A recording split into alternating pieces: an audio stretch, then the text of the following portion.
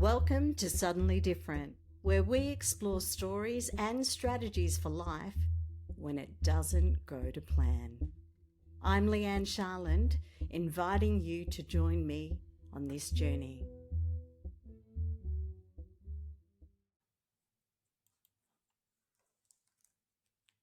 Welcome to Suddenly Different, the podcast where we explore life's turning points, the moments that split us in two, before and after, the detours we didn't plan, and the unexpected strength we find when life doesn't go to script.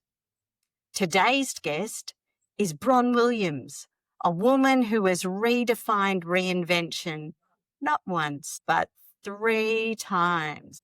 In the 1980s, Bron made a decision that would change everything.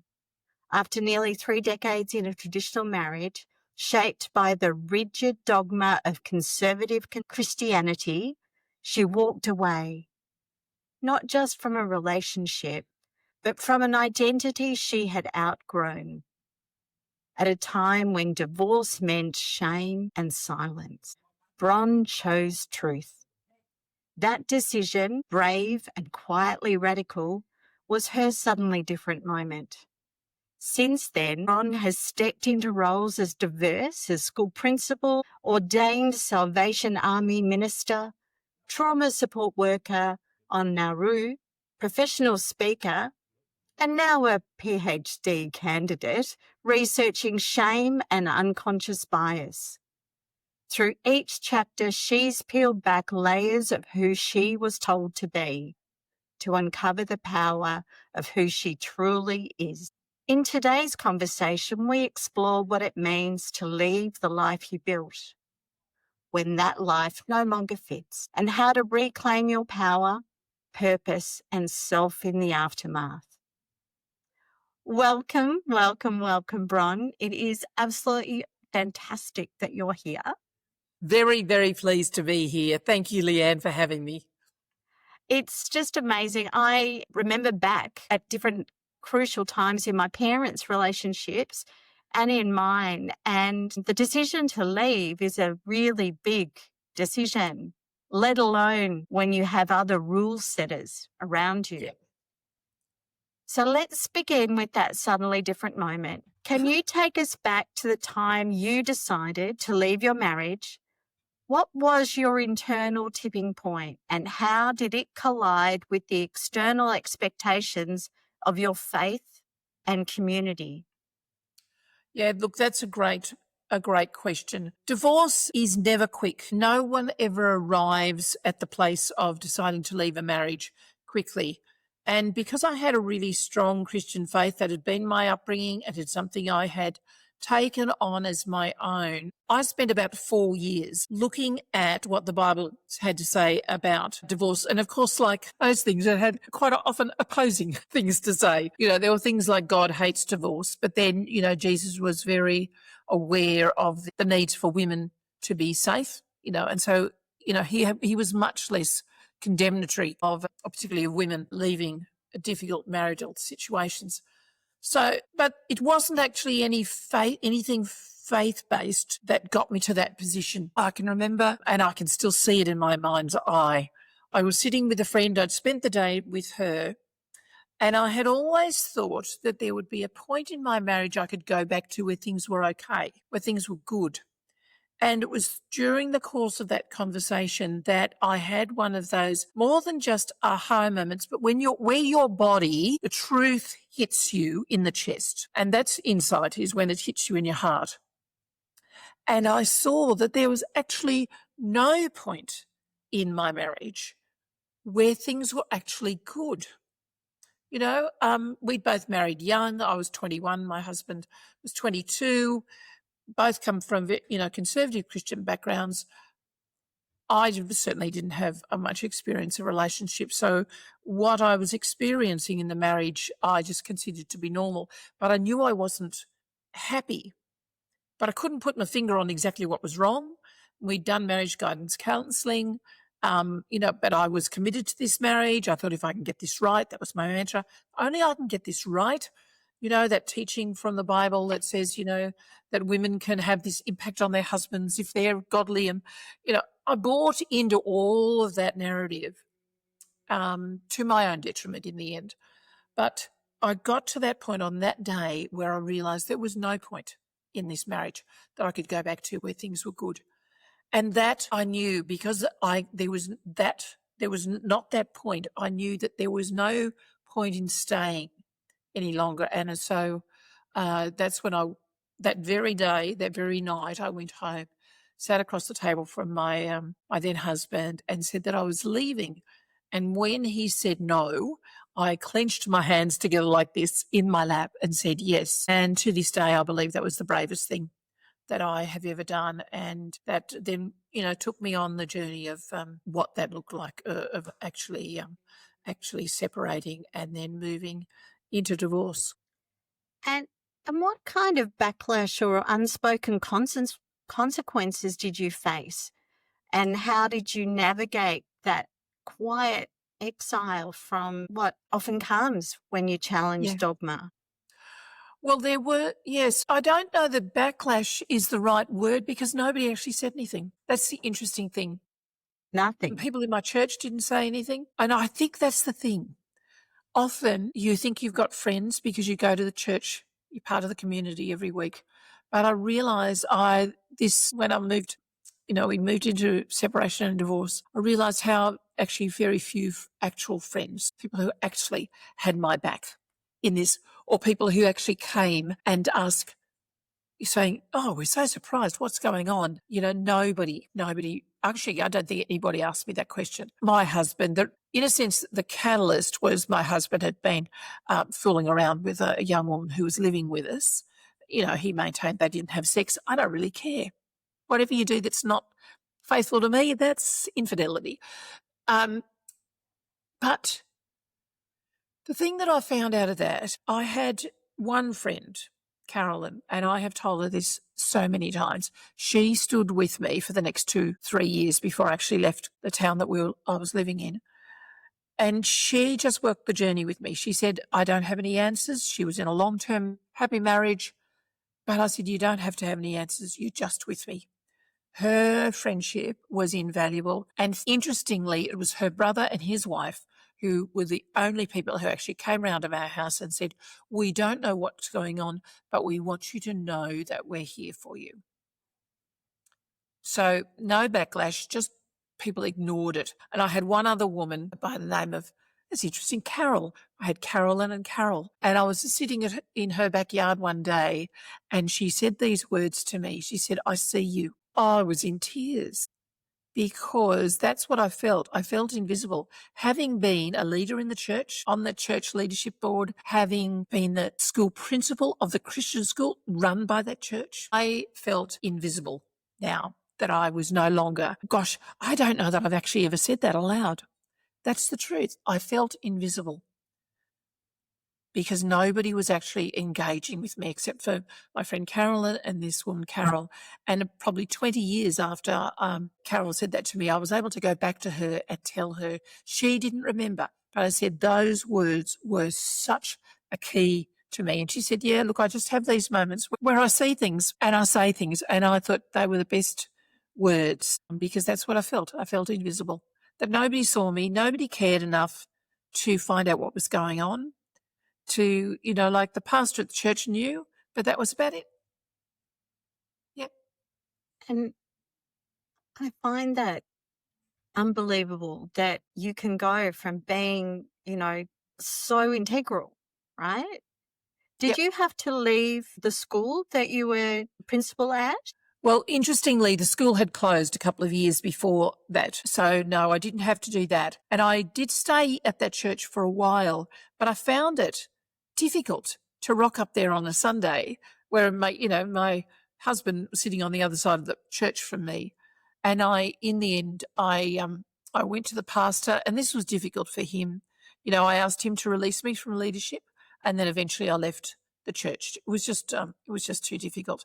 And I know, you know, there were my pastor had a mentor too, and I spent some time talking with him as well. And he said, look, really, your husband should have left the church, but there was no way he was going to do that. So, yeah, so I was the one who did all the leaving, and therefore that made me the bad guy. Yeah.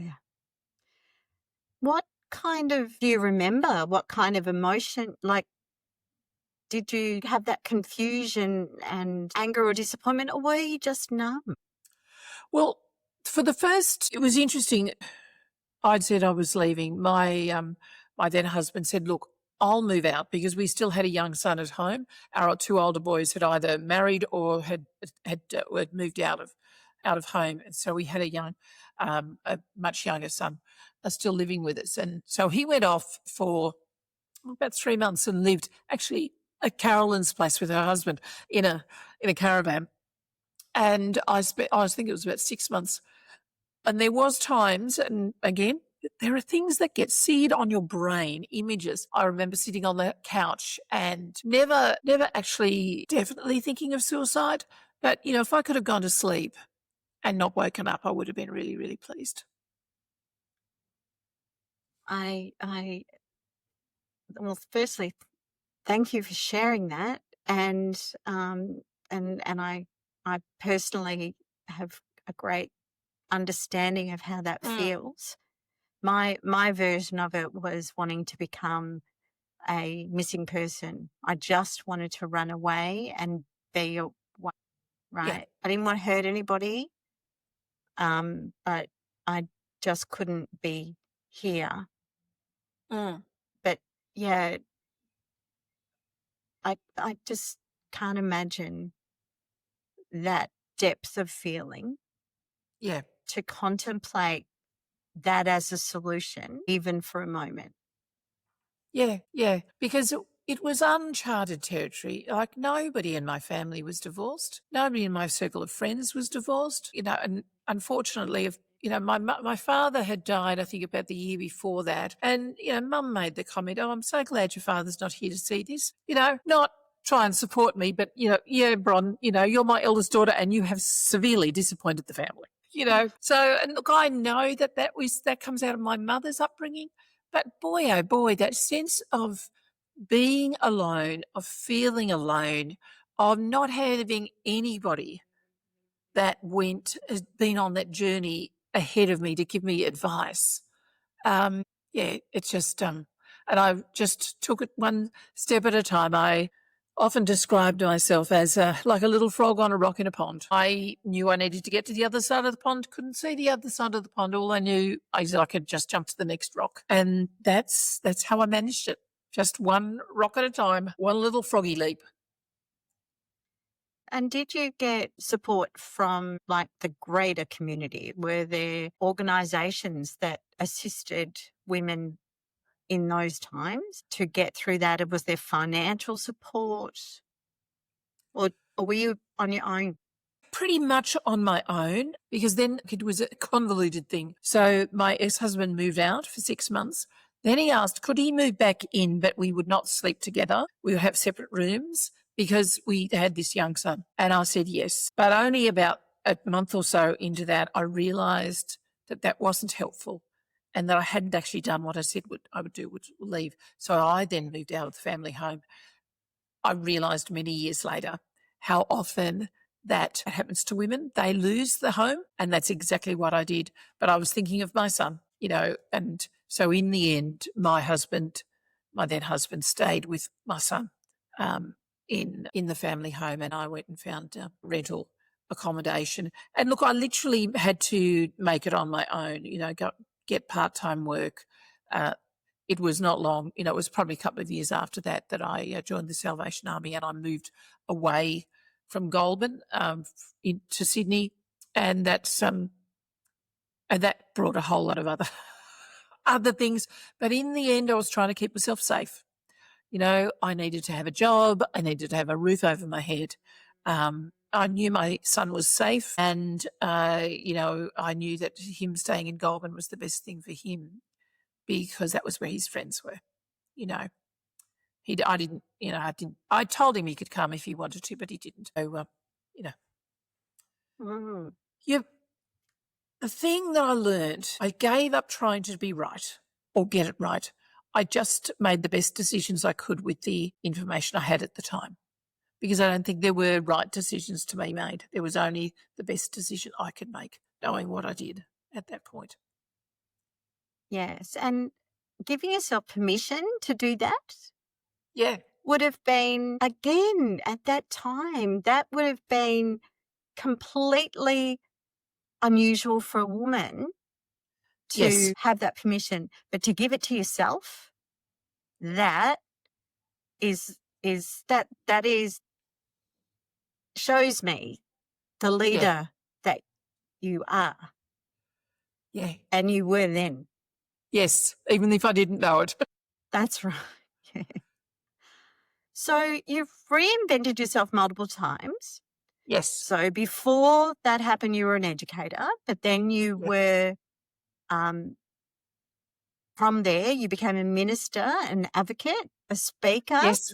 And I know that you travel all over the world sharing your message. And I'm just so excited about the new things that you're bringing out that are needed right now in 2025. Yep. But after you left that life behind, what guided your next step into the Salvation Army and into being ordained? And Yeah. I think because once I'd left the church where I was at, I went over to the Salvos in Goulburn, because it was a church I didn't know anything about. And, I thought I didn't want to get involved in the Anglican Church or one of the other larger churches. And there was a guy there I liked also. And I thought, oh, well, maybe I can get to know him. There was no way he was involved in the marriage breakup. He was just somebody I'd seen and thought, gosh, I like that guy. And if something happens, and the reality is nothing did happen with it, because I didn't feel, even though we were separated, I didn't feel as though I was free until the divorce happened. And by the time the divorce happened, he'd moved on. So we were just friends, which was good. But I went to the Salvos, and then I was encouraged to go into ministry from there. And so I went off to Sydney and did the training with them and got my degree, and then eventually an honours degree. So it was, for me, it was almost like a logical step, because I'd been involved in Christian churches all my life. I actually thought I could probably run a church okay, and I did. Hey, let the women run the churches, not just the men. yeah, well, that's right. We are all human. We all have things to bring. Absolutely. Yep. So yes, it really shouldn't rely on a bit of anatomy. Yes. Yes. So you had a wonderful, I'm sure it would have been a expansive experience in Yes. working with the different people, because I gather that there would be a vast array of different personalities and behaviours. So we think of the people who are needing the support of the Salvation Army, but the people who are the supporters, they would have been amazing people. Yeah. But also just ordinary people as well. Yeah. They did all amazing things. But, there was all the usual stuff where any group of people, they didn't get along. They said the wrong thing to each other. And, I'm the bit of the meat in the sandwich there. But they were also beautiful people who had a heart for other people. So, I think that's the reality of life. None of us are all one thing or another. We're not all good or all bad. We're this beautiful, complex, mixed bag. Yeah. And politics, differing opinions, all of those things that happen. Yep. Happens anywhere. Happens Yes. in a corporate workplace, happens in a family. I actually love being the fly on the wall sometimes and being outside of it and just watching it and going, I'm glad I'm not playing. Yes, I understand that. Well, I don't have the energy to do all that politics stuff at the minute. So No. I'm cool with seeing it and understanding that everyone's trying to do their best from their best part. Yes. But they don't know what they don't know. That's right. That's right. Yes. Yeah. And you spent some time working with the asylum seekers on Nauru. I did, yes. I know nothing about that. I can remember seeing snippets on media about, what was going on. But what was that like? Well, sometimes we have those, whether you call them serendipitous moments or sliding door moments. An email came around when I was still in Canberra working with the Salvos there running the church. And this was sort of mid 2012. The Salvation Army had got the welfare contract for the newly reopened offshore processing centres on Manus Island and Nauru. And an email went round saying who would be prepared to go for 4 weeks. And I put my hand up, not because I had a burning desire to work with asylum seekers or to work in the tropics, but because I couldn't think of any reason why not. So, nothing altruistic at all. It was just, I've been asked, I can't see any reason why not. And it literally became a pivotal moment in my life. So I went for 4 weeks. Gosh, those 4 weeks opened up a lot of things for me, particularly around, I was in my mid-50s at this stage, experienced quite a bit, but I think I had led quite a sheltered life in many ways because I'd grown up in a very conservative, largely white Anglo-Saxon area of Sydney in the Southern Shire. And so, where everybody looked like me, sounded like me, thought like me.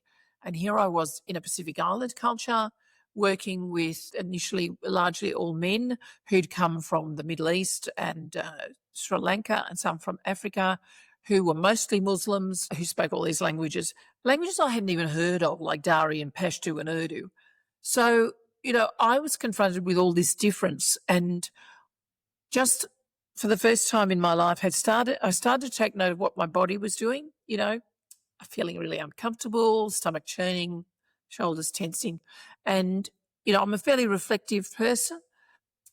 And I came to realise that my body was telling me I was afraid, not because I had any literal reason to be afraid, because, these were men who'd suffered trauma, they'd been escaping persecution, they were literally inside a chainmail fence, there were security guards. But it was their difference frightened me. I was afraid of their difference. And as I reflected further, I realised that growing up in a fairly monocultural situation, anybody who's different is looked on with a little bit of suspicion. So difference is deemed a threat. Yes. And I took that. I didn't know that I thought that until I was then in a situation where everything was so different and I felt afraid. And I realised that, there's probably this underlying racism there. I would have said I didn't have a racist bone in my body, but it was just there. I hadn't asked for it, but it had been sort of like I'd absorbed it just from my upbringing and surroundings. And one of the things that once I started to become aware of that, plus, when I went back in February of 2013 for 3 weeks, and then I had a full-time role from June of 2013 till February 2014. I noticed that the white expats, people from Australia, New Zealand, UK and the US, we had this sense of superiority towards the Nauruans who are on our team. It was like, hello, first world country, I've got a university education. Of course, I'm going to know better than people who've only lived on this little island, maybe only have a grade 12 education. And I sat down with Fatima, who headed up the Nauruan team for the Salvos, and told her what I was observing in others, but also I could see it in myself. And she said, oh, we know that about you guys, but we just accepted. So she reflected back to me what I could see. And so I then had to explore the whole idea of white privilege and white superiority. And those two things, this latent racism, the sense of white privilege, I started to see myself in a new light.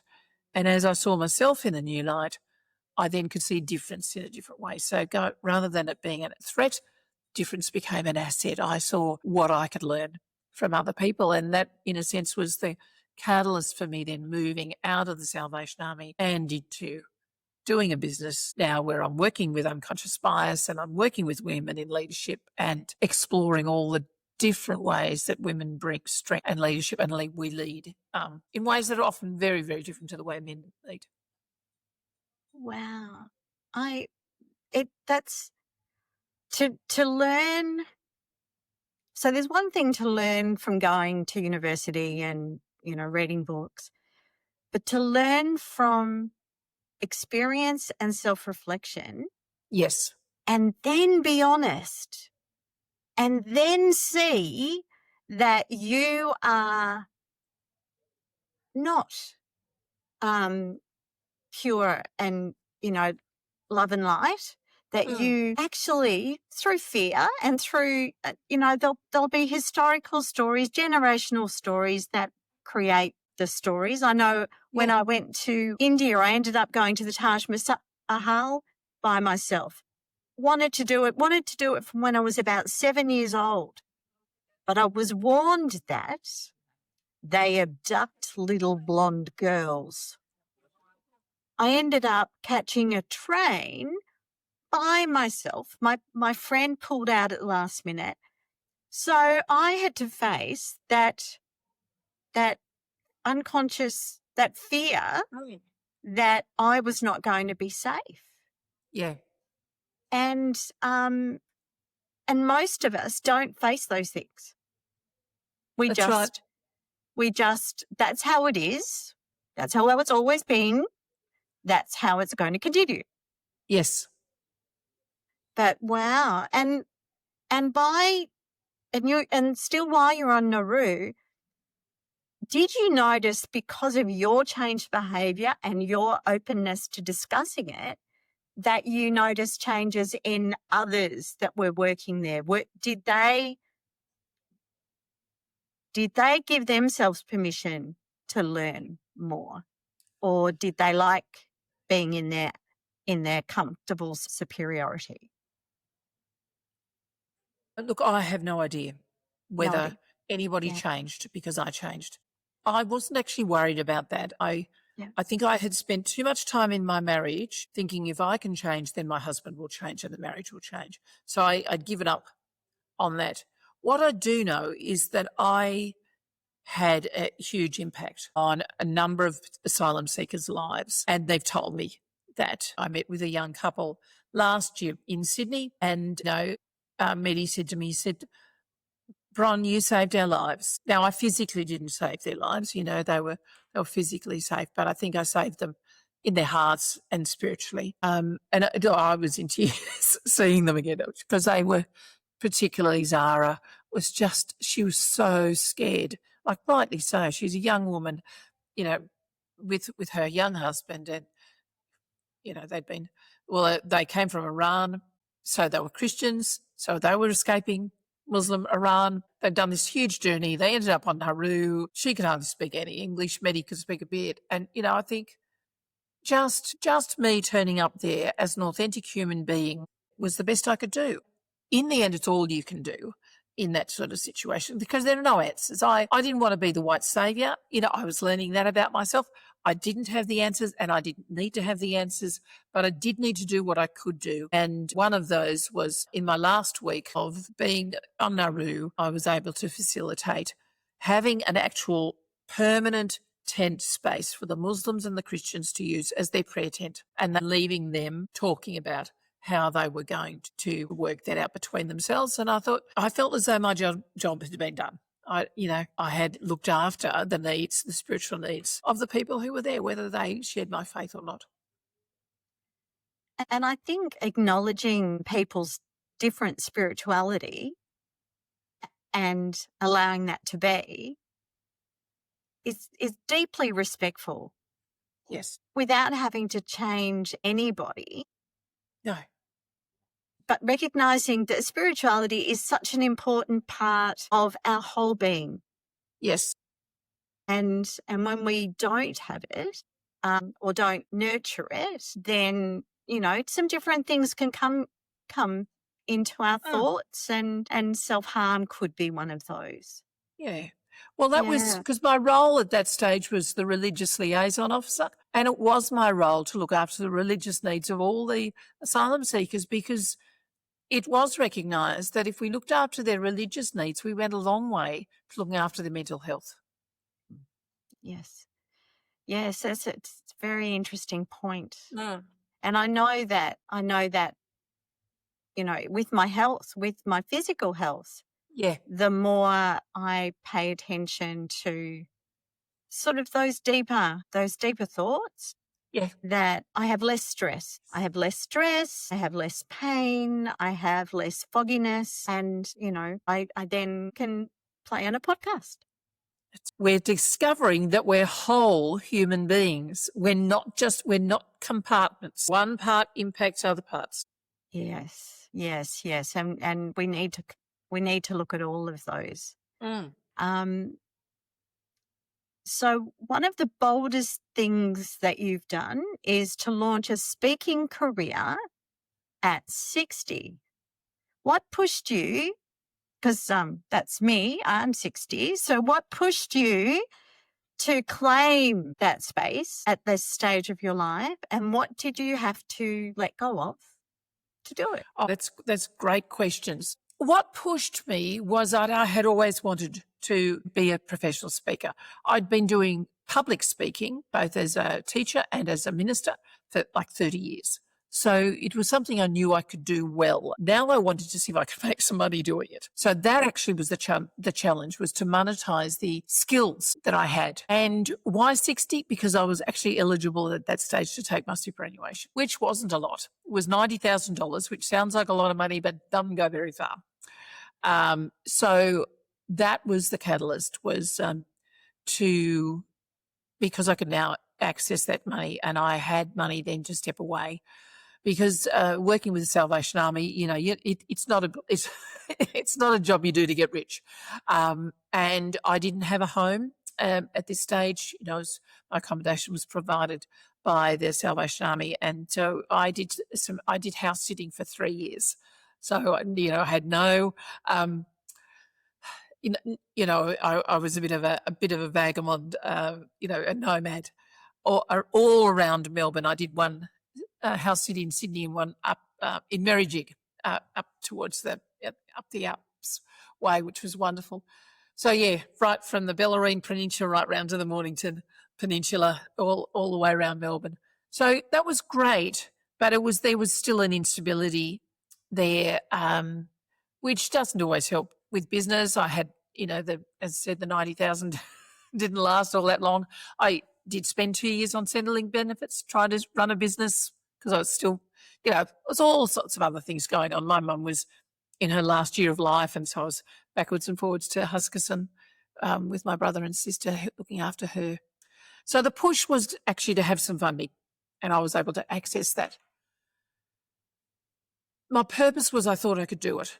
And it's that sense of, I believe I can do that has just been my driving force all the time. But the longer that I've gone through it, and, I have, when my mum passed away, I inherited some money, so I invested that into my business, particularly into training for myself as speaker training, being able to get clarity around what was it I wanted to say. And the more clarity I've got around that, you get more depth, and you have a deeper understanding of yourself. And, so now I've probably got 2 or 3 keynotes that I can do at any particular time that have come out of my own particular journey. And I understand and recognise the wisdom that I've gained, not just from my studies, but from my lived experience. And that's, it's so important to share that. And so that's what I'm just continuing to do that. And currently I have just launched an 8-week program, developing a program called Mycelitrix, which comes from the word mycelium, which is the underground network that fungi have, where they talk to each other, where they give each other nutrition. So it's about connecting women, finding their power, looking at the 12 ways that women lead in the world.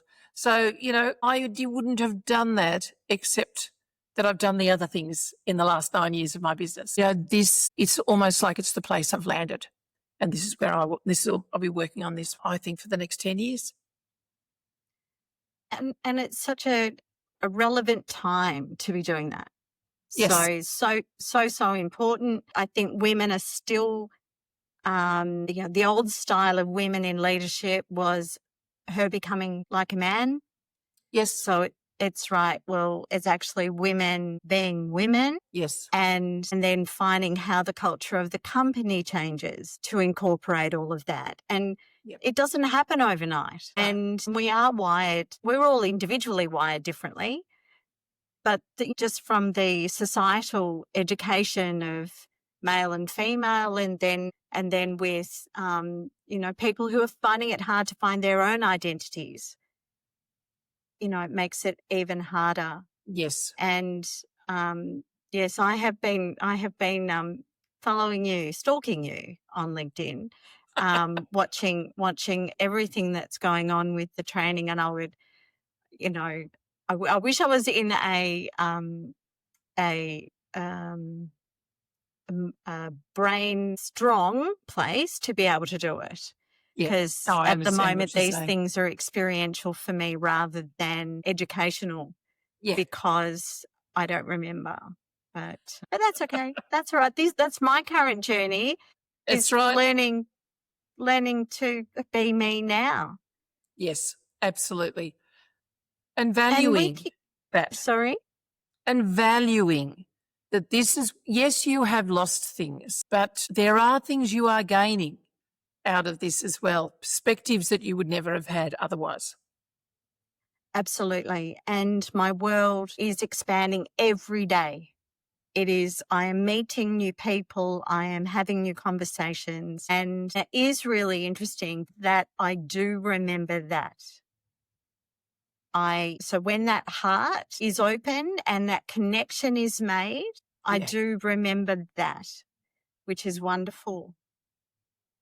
Now, coming back to your study, so your research is exploring shame and unconscious bias, is that right? That's correct. Yeah. Yes. So I'm wondering whether you can share a little snippet behind the curtains of your program, or what you've discovered about how shame affects how women lead and they speak and they take up space. I know that as a speaker, somebody told me that women hold their hands in like a lot because they're trying to not take up space on the stage. Yeah. It's one of the unconscious things we do. Yeah. But what are some other things that you have found? Well, I'll start off with my research. So what I'm doing, because I have a degree in theology, I am doing it from a theological perspective. Although from a doctrinal point of view, I have shifted away from institutional religion, I have this strong Christian theological background. And I was encouraged to look at the work of an ancient philosopher called Augustine of Hippo, St. Augustine, which a lot of people, both inside the church and outside of church, have actually heard of. And his thinking has influenced not only people thinking within the church, but it's actually influenced a lot of Western thinking, even though we don't recognise it. So he's a really good person to look at. So I'm looking at what he wrote about shame, and then I'm going to take what he has been talking about shame and seeing what sort of lens this ancient thinking brings to the current discourse on bias. And the things where I'm getting to at this point in my journey is that so often we distrust the things that we cannot cognitively control. If my brain can make sense of it, then it's okay. But things like bias, unconscious bias, is one of the two ways that human beings think. We have this fast thinking. Daniel Kahneman talks about fast thinking and slow thinking. The fast, where we make quick judgments, and the slow thinking, take a step back, reflective. We often like to think of ourselves as objective, but we make a lot of our decisions with that fast thinking. But we also feel shame around those things that we can't control with our heads. And that's one of the things that I have learnt. Augustine also felt shame around the things. He wanted to bring everything under the control of the will. And I believe that because he has been such an influential thinker, that sense of feeling shame over things that we cannot cognitively control has come down into our thinking about unconscious bias where we just want to get rid of it. We don't want to look at it. We don't want it. We would prefer to deny it. Whereas and there are other people, you know, in the academic space who are actually saying, well, actually, no, let's not be ashamed of it. It's part of how we think, but let's be aware of the implications. Be aware, you know, because one of the things that I discovered when I was, and this is where I started my whole journey of this, looking at these intersection, was when I would do a presentation on unconscious bias, there'd always be one person in the room who'd push back and say, oh, I'm not racist. You know, that doesn't apply to me. And it made me start thinking, why do people push back?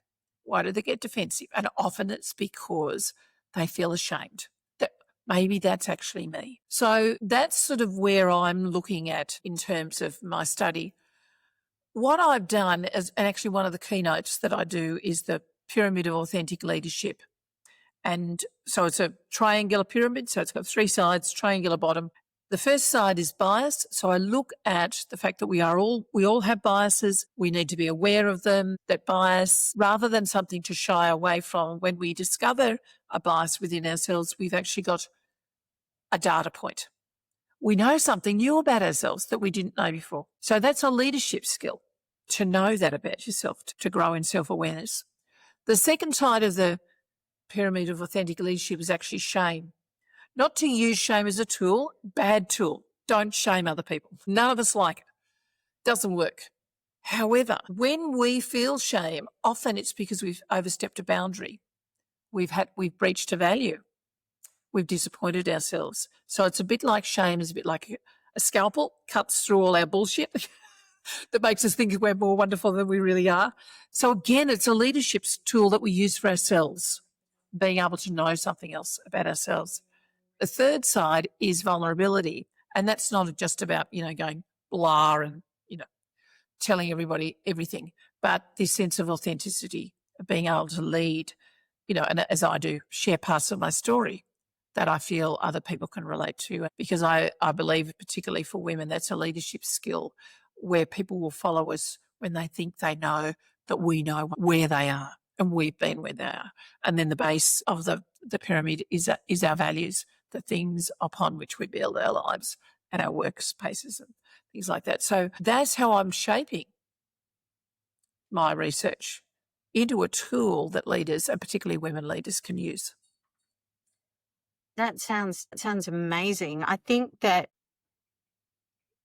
if we can be observant and objective and aware of Yes. bias and our shame, then and I agree with you about the authentic, you know, vulnerable, over emotional, right? We do tend to, you know, the word authentic has got a bad name. Because we're, you know, it's like, well, we can be badly behaved because we're being authentic. Yeah. Like, No, I don't think so. No, it does not mean, you know, getting angry over somebody and, you know, really telling them what you think of them. No. But being honest and open and reflective, so important. So what do you know about personal power that you wish that every woman could internalize? Ooh, that's a good one. A number of years ago, actually, it was the weekend COVID struck. So 25 years ago, I remember being at a professional speakers conference in Adelaide and meeting the wonderful Maz Farrelly for the first time. And she said to me, Bron, you are really powerful. I liked those words. I knew those words were true in here, but I didn't know them in here because, you know, all different things in my life that had led me to believe that I couldn't be powerful. Because one of the things that, and I often talk about this too, that I believe women have been fed 2 lies. One is that we are like princesses in the fairy tale. You know, we're locked in the tower. We have to be saved by the magic kiss. So we either are a princess who has no power, or we're a wicked stepmother, you know, or the wicked queen. That in fairy tales, women with power were always evil. And they're 2 lies. Either women don't have power, or if they do, they only use it for bad ends. And that both of those are untruths. They're both lies, because women are powerful. And, that's one of the things I talk about, tapping into your power. And it's about, I think you've got to believe in your power even before you can see it, of just knowing that you're knowing, not just up here, but your heart knowing is real and true. What did I call it? Your intuitive genius. We all have intuitive genius, and women particularly have intuitive genius. Learn to trust that. To know that our way of looking at the world is valid, that we don't have to look through the eyes of men. We don't have to see things the way they do. There's nothing wrong necessarily with the way they do, but it's not the way we look at the world. And the way we look at the world is fine. Because it's all about rewriting narratives. Like the narrative I grew up in the Christian church is that women were to be subservient, or if not subservient, at least submissive, putting themselves down, putting their needs below everybody else, lifting up the husband. He had needed to be the head of the family. And, I'm an intelligent, articulate, decisive woman, but I consciously made those choices to put myself down because that's what I believe God wanted. Now, I've discovered that actually God made me as an intelligent, articulate, intuitive woman with opinions. Hello. And that's perfectly okay. So I think it's about letting go of the narratives, seeing them for what they are, is just ways of explaining the world that, work for some people, and maybe it worked in the past, doesn't work for me now. Write a new one, write a new story. Yes. If every woman could look objectively and write a new story, write the story that they want. Yeah. Right, that their family want, that as in that will lead their family, right? So I know that I have 2 grandchildren, and I want them in 20 years to talk about their grandma, and I want them to go, she just fought through obstacles in life, and she kept going and finding another way, and that is so important, is that we take our power and share our power, like that woman Caroline or Carol, who said to you, I see you, and what a gift. What a gift. Yeah. Absolutely. Huge, huge gift. I felt saved in a sense. Well, I felt seen, no longer invisible. Yes. And sometimes it is important for us to acknowledge that, for us to notice the impact that we have on other people. I know that you and I met at an event, and then we had lunch together.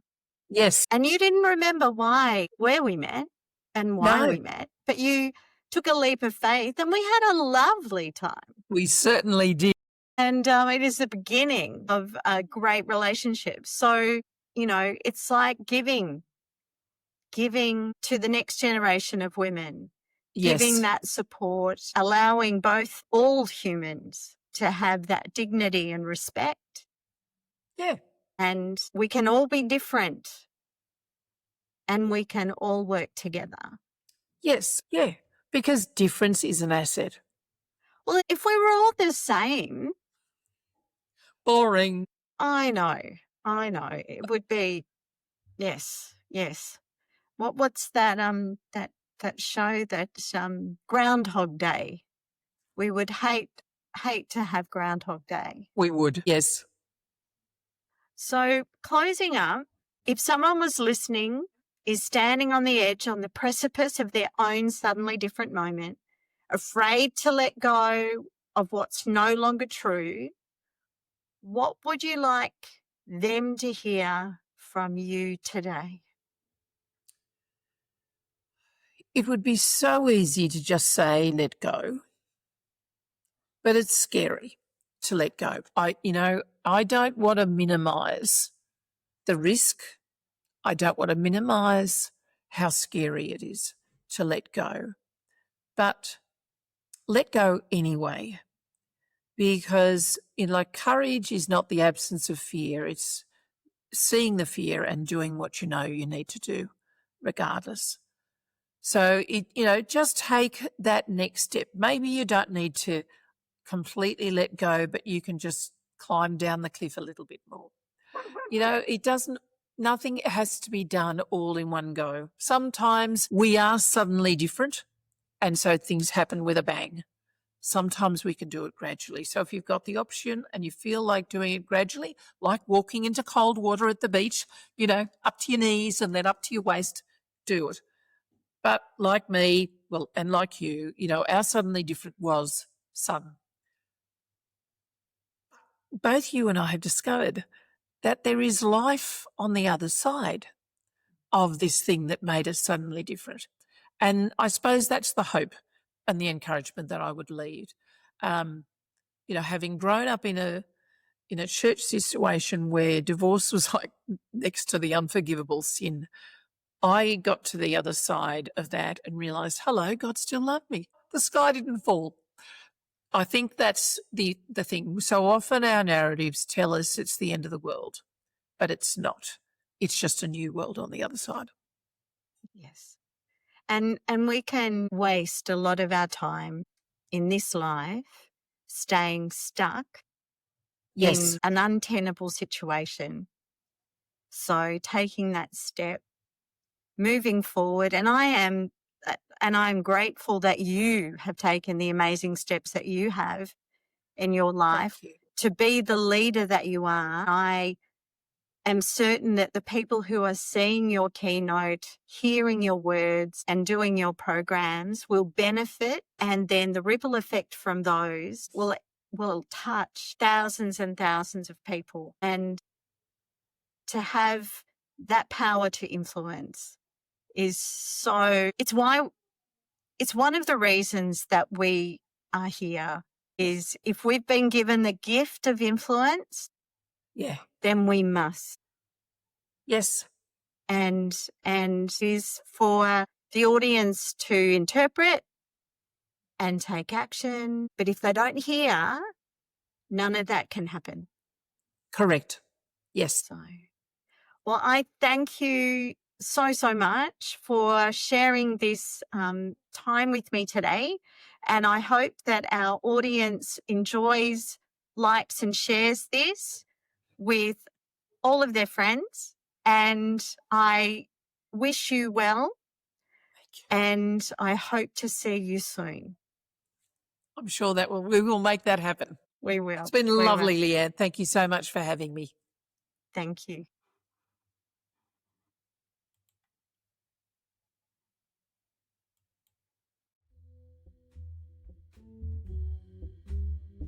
This has been Suddenly Different. I'm Leigh-Anne Charland, and I'm so grateful you shared your time with me. If you felt a spark, a tear, or a moment of recognition, I hope you'll pass that gift along by sharing this show. Take a deep breath, trust your path, and I'll meet you back here soon.